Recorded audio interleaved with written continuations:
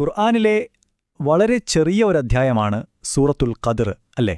പക്ഷേ ഇതിന്റെ ഉള്ളടക്കം ഒരൽപ്പം ഗൗരവമേറിയതാണ്. എന്താണ് ഈ സൂറത്തിനെ ഇത്രമാത്രം സവിശേഷമാക്കുന്നത് എന്ന് നമുക്കൊന്ന് നോക്കാം. ഈ സൂറത്ത് നമ്മളോട് ചോദിക്കുന്ന ഒരു പ്രധാന ചോദ്യമുണ്ട്. ഒരൊറ്റ രാത്രിക്ക് ഒരു മനുഷ്യായുസ്സിനേക്കാൾ മൂല്യമുണ്ടാകുമോ? അതെ, 1000 മാസങ്ങളേക്കാൾ അതെങ്ങനെ സാധ്യമാകും? ഇതിന്റെ ഉത്തരമാണ് നമ്മളിന്ന് ചർച്ച ചെയ്യാൻ പോകുന്നത്. അപ്പം നമുക്ക് ഈ സൂറത്തിനെക്കുറിച്ചൊരു ആമുഖത്തിൽ നിന്ന് തുടങ്ങാം. ഈ സൂറത്തിന് അൽ ഖദർ എന്ന പേര് കിട്ടിയത് അതിലെ ആദ്യത്തെ വാക്യത്തിൽ നിന്നാണ്. ഈ പേരിന് തന്നെ ഒരുപാട് അർത്ഥങ്ങളുണ്ട് കേട്ടോ.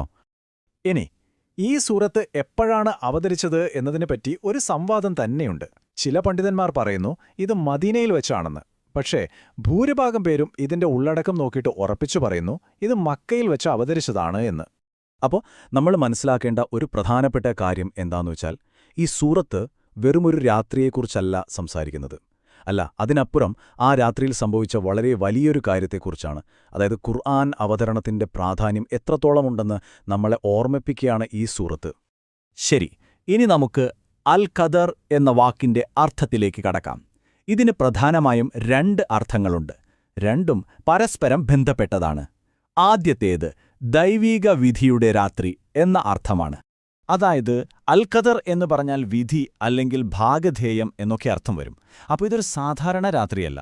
എല്ലാ സൃഷ്ടികളുടെയും അടുത്തൊരു വർഷത്തേക്കുള്ള ഭാഗ്യധേയങ്ങൾ, വിധികൾ എല്ലാം തീരുമാനിക്കപ്പെടുന്ന ഒരു രാത്രിയാണിത്. ഒന്നാലോചിച്ചു നോക്കൂ. ഈ ഗ്രന്ഥത്തിന്റെ അവതരണം അത് ഖുറൈശികളുടെയും അറബികളുടെയും മാത്രം വിധിയല്ല മാറ്റിയത്. ലോകത്തിന്റെ മുഴുവൻ ഗതിയെയും മാറ്റിമറിച്ച ഒരു സംഭവമായിരുന്നു അത്. വെറുമൊരു പുസ്തക പ്രകാശനമായിരുന്നില്ല അന്ന് നടന്നത്, മറിച്ച് ചരിത്രത്തിന്റെ തന്നെ ഒരു വഴിത്തിരിവായിരുന്നു. ഇനി നമുക്ക് അൽ ഖദർ എന്ന വാക്കിന്റെ രണ്ടാമത്തെ അർത്ഥത്തിലേക്ക് വരാം. ഇത് ആ രാത്രിയുടെ അതുല്യമായ മൂല്യത്തെക്കുറിച്ചാണ് പറയുന്നത്. ഈ അർത്ഥത്തിൽ അൽ ഖദർ എന്ന് പറഞ്ഞാൽ മൂല്യം, മഹത്വം എന്നൊക്കെയാണ്. എന്നുവച്ചാൽ ഈ രാത്രിക്ക് അതിൽ തന്നെ ഒരു വലിയ പവിത്രതയുണ്ട്, ഒരു പ്രത്യേകതയുണ്ട്. അതിന്റെ മഹത്വം വേറെ എവിടെ നിന്നും വരുന്നതല്ല. ഇനി സൂറത്തിലെ ഏറ്റവും പ്രശസ്തമായൊരു ഭാഗം നോക്കൂ. 1000 മാസങ്ങളേക്കാൾ ഉത്തമമായത്. ഒന്ന് ആലോചിച്ചു നോക്കൂ. ഈ ഒരൊറ്റ വാചകത്തിൽ ആ രാത്രിയുടെ അവിശ്വസനീയമായ മൂല്യം മുഴുവൻ അടങ്ങിയിട്ടുണ്ട്. അപ്പം എന്താണ് ഈ 1000 മാസം?